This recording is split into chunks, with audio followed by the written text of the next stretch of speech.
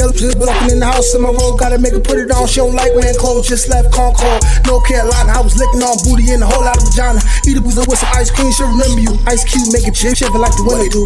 See me with the crew, I had to get some food. I see you looking like you do. Had to make a move, you're doing clap things like groupies. I feel like Biggie and that Koji. I know his beats sound notorious. Yo, my home is Brooklyn, get a cheesecake. Let's go. What's up, y'all? It's Nate Almighty, aka the global dark skin ambassador with another Rikers Island story.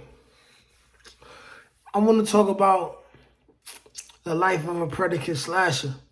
A predicate slasher, if you don't know what a predicate slasher is, a predicate slasher is somebody who is always in trouble for slashing people, cutting people's faces.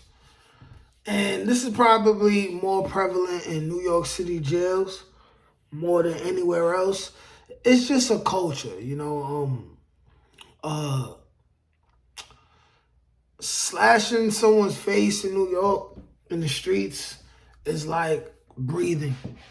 You know, it goes hand in hand. You know, there's no dealing in the streets without somebody ending up with $150 or somebody passing out $150. You know what I'm saying? There's no such thing. Now, this situation started, but this particular form of violence, I believe, started gaining its very, very, very, very, very high popularity during the early / mid / late 90s, when the Bloods and the Crips and the gang initiation things started getting crazy. This is when these things started getting crazy now. It's just something that's real easy to do. However, when you're on Rikers Island and you're doing these things, your life is probably going to be more trash than it already has to be, being that you already locked up. The life of a predicate slasher is trash. And I'm going to explain to y'all why it's trash, okay? For one, you don't have no real freedom. You always in the box, and the reason why you always in the box is because they treating you like a wild animal, which you are. You cutting people every chance you get your arms free. Every time you get your hands free, you slicing somebody's face, or you trying to stab somebody. So therefore, I remember just being in Rikers Island, and you will walk past the predicate slashers in court all the time. They in the cell by themselves. They dressed in them orange suits. They extra, like handcuffed. They got a couple extra chains around their waist and their legs, and they keep your hands stuck in these little mitts, these little like mitts, you know, these little orange and white mitts. And that's how you looking all day.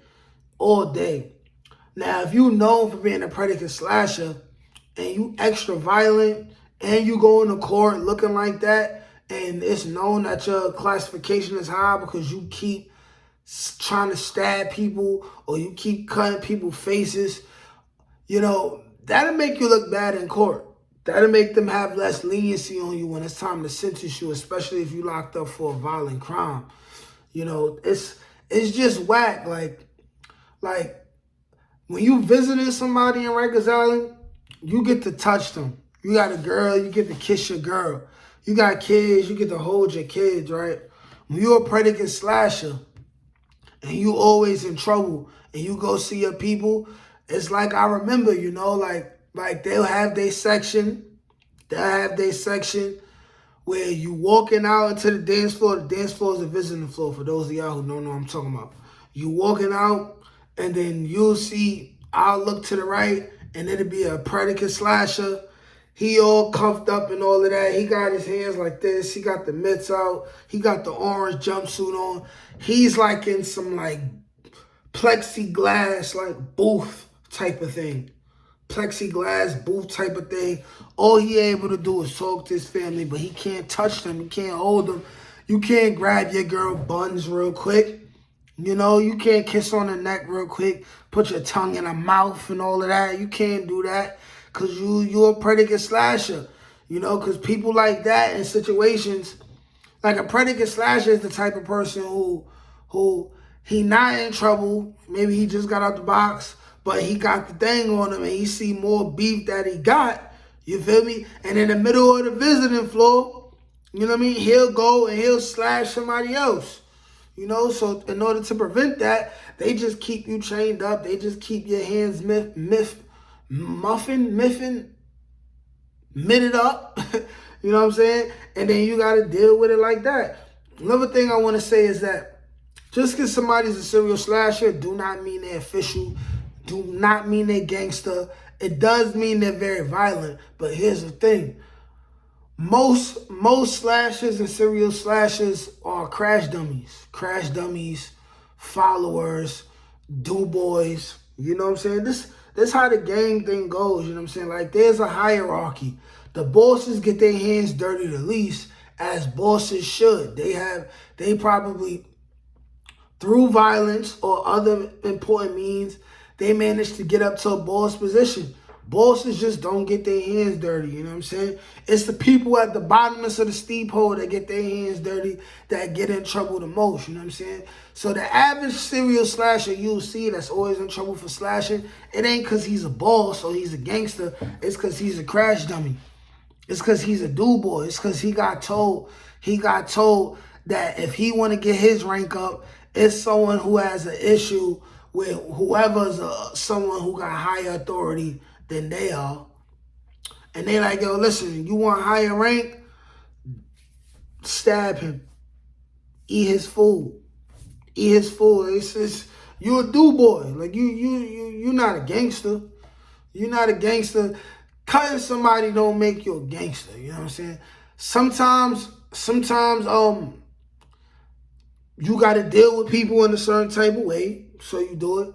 And other times it's you don't want to do it, but you ain't got no choice because you're a part of a gang and they told you to do it. And just like the gang, just like the mafia, the order goes down, the order gets sent. You don't cooperate, then that bad thing can happen to you. It's as simple as that, you know. But like I said, you know, the life of a predicate slasher is trash. It's trash, you know. Like every time you see him, it's like it's one of them, and they walking down the hall. It's two police holding one arm and the other arm, and they just look like they being escorted like Hannibal Lecter or something to the next room, to the next dorm or whatever the hell, you know. It's trash. Would I recommend anybody become a predicate slasher? No. What I say is necessary sometimes.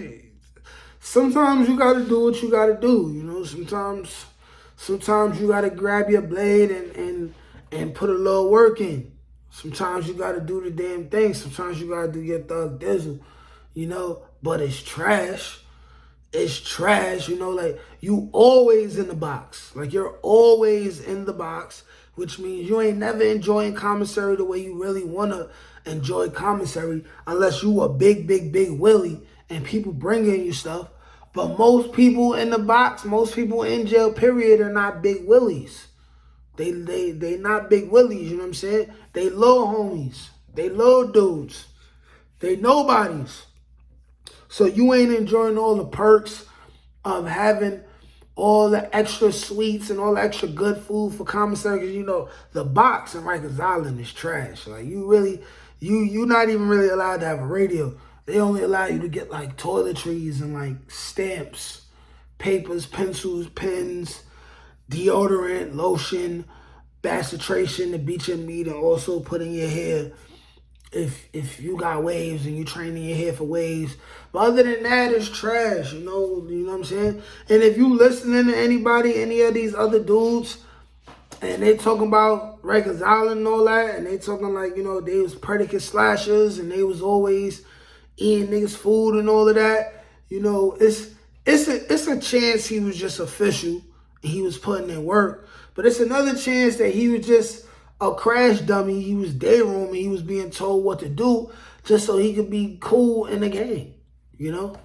And that's the thing. It all comes back to you, you know, like you building up beef on top of beef on top of beef on top of beef. When you cutting people's faces and you still in jail. You know what I'm saying? Where people can send a kite, there's orders that could be put out, you know, there's hits that can be taken out on you. You know, I wouldn't recommend it for nobody, man. Like it's traca, man. It's traca. But you know, that's my opinions on why I feel, you know, the life of a serial slasher is trash, and I feel like most of them were crash dummies. You know, y'all let me know how y'all feel. Like, shit, come subscribe. Peace.